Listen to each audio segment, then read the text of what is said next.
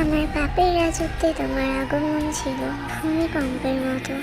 যখন দেখি তুমি দাঁড়িয়ে আছো, আমার হৃৎপিণ্ড থমকে যায়। পদ্মবতী, আমি নিষ্ঠুর, তুমি মায়াবতী। আমি ধ্বংস, তুমি সৃষ্টি। আমি পাপ, তুমি পবিত্র। এত অমিলনে কেন হলো মিলন? সারা অঙ্গ কলঙ্কে ঝলসে যায়, তুই শুধু আমার থাক। গত 4 দিনের একাংশ যন্ত্রণা যদি তুমি অনুভব করতে, তাহলে আমাকে না মেরে বাঁচিয়ে রাখতে। আমার শাস্তি হতো বেঁচে থাকা। এই যে ধরলাম, মৃত্যুর আগ পর্যন্ত ছাড়ছি না। তোমাকে দেখার তৃষ্ণা আমার কখনো মিটবে না পদ্মবতী। তুমি চাও বা না চাও, পরপারে দেখা হলে আমি আবার তোমার পিছু নেব। আমার সব মিথ্যা হলেও তুমি মিথ্যা ছিলে না পদ্মবতী।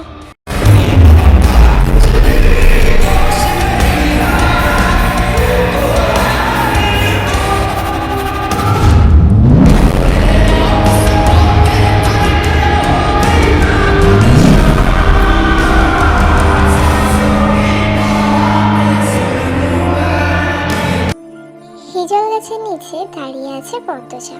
রাতে জোনাকি পোকা চারিদিকে। পদ্মজা প্রায় রাতে মুগ্ধ হয়ে দেখে জোনাকি পোকাদের। মনে হয় দল বেঁধে হারিকেন নিয়ে নাচছে তারা। তবে এই মুহূর্তে রাতের এই সৌন্দর্য পদ্মজার মনে ঢুকতে পারছে না। পদ্মজা ঠোঁট কামড়ে কাঁদছে, চোখ দুটো জ্বলছে খুব। মোষে রান্না খারাপ হওয়ার অজুহাতে থালা ভর্তি ভাত তরকারি ছুঁড়ে ফেলেছে পদ্মজার মুখে। চোখে ঝোল পড়েছে, তা নিয়ে হেমলতার সে কি রাগ। মোর্শেদ অবশ্য চুপ ছিলেন, তিনি তো রাগ মিটিয়েই ফেলেছেন। আর তর্ক করে কি হবে? পদ্মজা তাকালো। হেমলতা ভেজা কণ্ঠে প্রশ্ন করলেন, খুব চলছে না? পদ্মজা জবাব দিতে পারল না, ঠোঁট ভেঙে কেঁদে উঠল। মা ছাড়া পৃথিবীতে আর কেউ নেই তার। মায়ের আদর ছাড়া কারো আদর পাওয়া হয়নি। সবাই তার দোষ খোঁজে। হেমলতা বুক ছিঁড়ে দীর্ঘশ্বাস বেরোলো। পদ্মজা ছিচকাদনে, ছোট থেকেই কাঁদছে, তবুও জল ফুরোয় না, মন শক্ত হয় না। এমন হলে তো চলবে না। পদ্মজার কান্নার বেগ বাড়ল। হেমলতা সদ্য কাটা বড় গাছের বাকি অংশে বসলেন। চুপ করে পদ্মজার ফোপানো শুনছেন। পদ্মজা শান্ত হয়ে মায়ের পাশে বসল, তার মাথা নত। হেমলতা উদাস গলায় বললেন, এভাবে চলবে না পদ্ম। পদ্মজা তাকালো। হেমলতা বললেন, শোন পদ্ম, কেউ আঘাত করলে কাঁদতে নেই, কারণ মানুষ আঘাত করে কাঁদানোর জন্যই।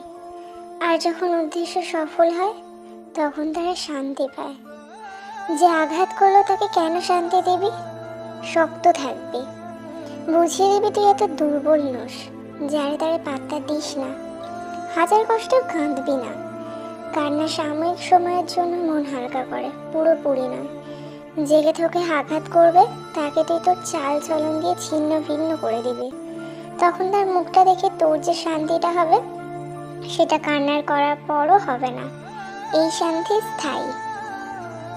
হেমলতার কথা পদ্মজার উপর প্রভাব ফেলল না।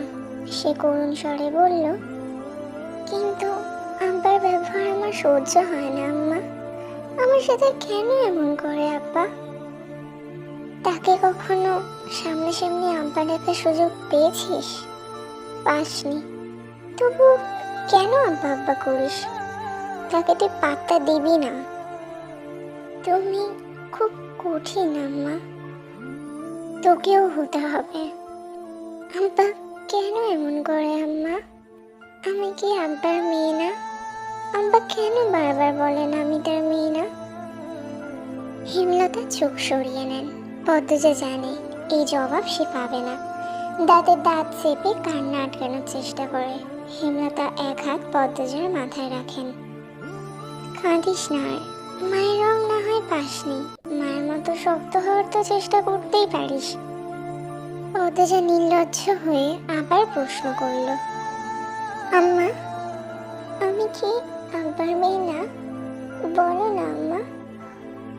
পদ্মজার চোখ বেয়ে জল পড়ছে। খুব মায়া লাগছে হেমলতার, বুক ভারী হয়ে আসছে। তিনি আবেগ লুকিয়ে কণ্ঠ কঠিন করার চেষ্টা করলেন। মার খাবি পদ্ম, কতবার বলবো তুই আমার আর তোর আব্বার মেয়ে? কি নাম আমার আব্বার? কি শান্ত কণ্ঠ পদ্মজার। হেমলতা চমকান, তবে প্রকাশ করলেন না। মেয়েদের সামনে তিনি কখনো দুর্বল হতে চান না। পদ্মজার দিকে ঝুঁকে কণ্ঠ খাদে নামিয়ে বললেন, তোর আব্বার নাম মোর্শেদ মোড়ল। পদ্মজা হতাশ হয়ে দীর্ঘশ্বাস ছাড়ল। মাকে খুব বিরক্ত লাগছে এখন। খুব কঠিন করে বলতে ইচ্ছে হচ্ছে, যাও এখান থেকে, আমার কাছে আর আসবে না, কখনো না। কিন্তু সে এমন ব্যবহার বাস্তবে কখনো পারবে না, কখনো না। রাতের বাতাসে ভেসে আসছে হাসনাহের ফুলের ঘ্রাণ। আকাশে থালার মতো চাঁদ, ধীরে ধীরে মেলামেয় বাতাস চারিদিকে। পদ্মজার চোখের জল শুকিয়ে গেছে। হেমলতা ঝিম মেরে বসে আছেন। একসময় নিস্তব্ধতা কাটিয়ে একটা অসহায় কণ্ঠ ভেসে আসলো। মায়েরা তাদের জীবনের গল্প সন্তানদেরকে শোনাতে পারে না রে পদ্ম। পদ্মজা তাকালো। হেমলতা ছলছল চোখে তাকিয়ে আছেন। পদ্মজার কান্না পেল। মানুষটাকে এত নরম রূপে মানায় না। পদ্মজা আশ্বস্ত করে বলল, আমি আর কখনো জানতে চাইব না আম্মা। শুটিং দলের একজনও বাড়িতে নেই, সবাই স্কুলে মাঠে গিয়েছে।